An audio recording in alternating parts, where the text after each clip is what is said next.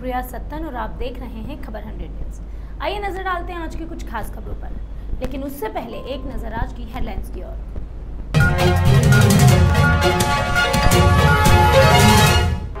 इंदौर में कांच मंदिर पर हुए 100 साल शताब्दी पर्व पर कई कार्यक्रम हुए आयोजित। 60 सालों बाद भी जिंदा है भारतीय कला की अद्भुत धरोहर।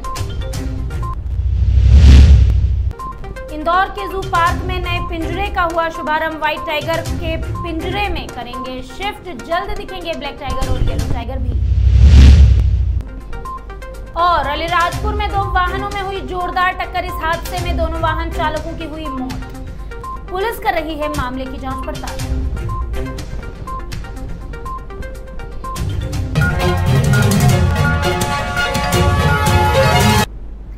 इंदौर की मध्य भारतीय कला की अद्भुत धरोहर कांच मंदिर को 100 साल पूरे हो चुके हैं। 11 जुलाई 1921 को सर सेठ हुकुमचंद ने शीश महल यानी कि कांच मंदिर का निर्माण करवाया था। बताया जाता है कि सेठ हुकुमचंद ने मंदिर निर्माण में लगने वाला सामान ईरान और बेल्जियम से मंगवाया था। निर्माण कार्य करवाया गया था।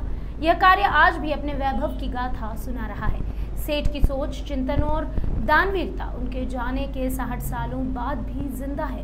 कांच के अद्वितीय कार्य के साथ साथ पूजन की चांदी की टेबलें और सोने से जड़े तराशते देखते ही बनते हैं। वहीं कांच से छतों और दीवारों पर उकेरी गई जैन मतों की मान्यताएं जैन मत के दर्शन कराती है।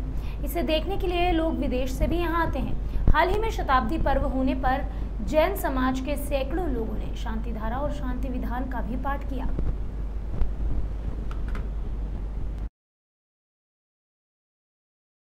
का फिलहाल के द्वारा निर्मित किया गया है। इसको बनाने में करीब 9-10 साल लगे हैं और इसमें बेल्जियम का सारा ग्लास लगा हुआ है और ईरान और जयपुर के कारीगरों ने मिलकर इसको बनाया है। तो समाज के हित में इसको बनाया गया है ताकि धार्मिक प्रभाव ना हो। जिसके अंदर चित्रकारी बनी हुई है तो धार्मिक प्रभावना के हिसाब से बनी हुई है। और रॉ मटेरियल भी इसका है, जैसे बड़े बड़े पत्थर को चढ़ाने के लिए वो हाथी के द्वारा उसको ऊपर चढ़ाया गया है और उसको बनाया गया है। बुधवार को इंदौर की कमला नेहरू प्राणी संग्रहालय यानी जू पार्क में एक नए और बड़े पिंजरे का शुभारंभ हुआ। विधायक महेंद्र हार्डिया ने फीता काटकर बड़े पिंजरे का शुभारंभ किया। बताया जा रहा है कि व्हाइट टाइगर को छोटे पिंजरे से बड़े पिंजरे में रिलीज किया जाएगा। जू प्रभारी डॉक्टर उत्तम यादव ने मामले में जानकारी देते हुए बताया कि जू पार्क में जल्द ही ब्लैक टाइगर और येलो टाइगर भी देखने को मिलेंगे।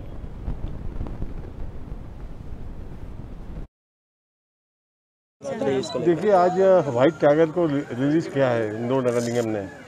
इसकी जैसा कि आप बताया उम्र 8 साल है और निश्चित रूप से इंदौर के लिए एक नई चीज़ है।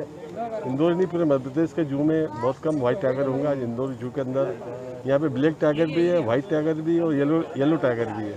तो निश्चित रूप से इन तीनों टाइगर को देखने की जनता इस जू के अंदर जरूर आएगी।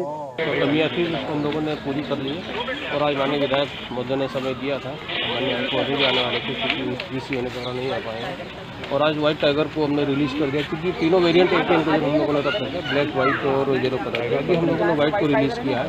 थोड़ा सा पेयरिंग में अभी कठिनाई है, अभी एक दूसरे का अच्छा नहीं कर रहा है, इसलिए अभी केवल व्हाइट को रिलीज़ किया है। धीरे धीरे हम लोग पेयरिंग हो जाएगी, फिर एक साथ 1 by 1 रिलीज़ कर।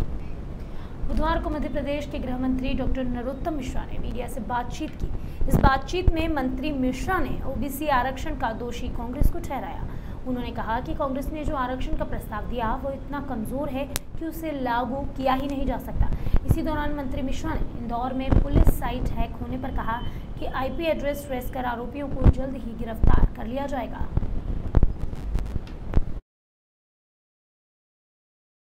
कमलनाथ जी ने जितनी भी घोषणाएं की एक भी पूरी नहीं हुई क्योंकि वो सब कागजी थी। उसी में से ये ओबीसी आरक्षण था। इन्हीं के कार्यकाल में उसकी ठीक पैरवी नहीं हुई और स्टे मिल गया और लगातार इतना कमजोर वो आरक्षण तैयार किया कि वो हो ही नहीं सकता था।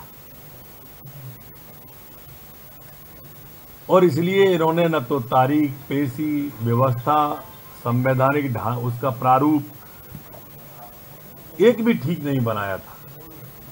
इंदौर में तत्काल साइट को बहाल कर दिया गया था, आईपी एड्रेस आ गया था, तत्काल रीस्टोर भी कर लिया था और हमें लगता है कि हम बहुत जल्दी आरोपियों तक पहुंच जाएंगे। बुधवार को मध्य प्रदेश के चिकित्सा शिक्षा मंत्री विश्वास सारंग ने कई मुद्दों पर मीडिया से बातचीत की। सबसे पहले उन्होंने हमीदिया हॉस्पिटल के कोरोना मुक्त होने पर खुशी जाहिर की। उन्होंने कहा कि ये वाकई एक सुखद बात है कि अब हमीदिया में एक भी कोरोना का मरीज नहीं है, लेकिन फिर भी थर्ड वेव की तैयारी लगातार जारी रहेगी। वहीं उन्होंने विपक्ष पर जमकर निशाना साधा। उन्होंने कांग्रेस के भाजपा सरकार में महंगाई के बढ़ने को लेकर जो एक बार जो कांग्रेस है वो आरोप लगा रही है, इस पर चिकित्सा शिक्षा मंत्री विश्वास सारंग ने कहा कि विपक्ष को मैं चुनौती देता हूं कि कांग्रेस के समय की सरकार और मौजूदा सरकार में तुलना करके दिखाए। इसके साथ ही मंत्री सारंग अन्य कई मुद्दों को लेकर भी विपक्ष पर जमकर बरसे। आइए आपको दिखाते हैं सारंग के ये तेवर। कोविड की लगातार पॉजिटिविटी कम हो रही है और रिकवरी बढ़ रही है और इसी को मद्देनजर रखते हुए आज माननीय मुख्यमंत्री जी ने ये घोषणा की है कि अब जल्द 11वीं और 12वीं के स्कूल भी खोले जाएंगे और अगस्त के महीने में यदि सब कुछ ठीक रहेगा तो फिर बाकी क्लासेस भी शुरू करने पर सरकार विचार करेगी। अंतिम सप्ताह के लगभग 4-5 दिन बाद 11वीं और 12वीं के स्कूल भी शुरू किए जाएंगे, कोचिंग क्लासेस भी शुरू की जाएंगी और ये आग्रह रहेगा कि सभी वैक्सीन जरूर लगवाएं। रोजमर्रा की जिंदगी सुचारू रूप से चले और कोरोना प्रोटोकॉल का भी हम ध्यान रखें। बुधवार को मध्य प्रदेश के अलीराजपुर में 2 वाहनों की जोरदार टक्कर हुई। बता दें इस हादसे में 2 लोगों की दर्दनाक मौत भी हुई है। बताया जा रहा है कि सुबह के समय आंबुआ पुलिस थाना क्षेत्र में एक ट्रक और एक इको वाहन के बीच जोरदार टक्कर हुई। इस हादसे में ट्रक चालक की मौके पर ही मौत हो गई। वहीं इको वाहन को जोबट अस्पताल में प्राथमिक उपचार के बाद जिला अस्पताल रेफर किया गया, लेकिन वाहन चालक ने रास्ते में ही दम तोड़ दिया। फिलहाल पुलिस ने मामले को संज्ञान में लिया है और जाँच पड़ताल शुरू कर दी है।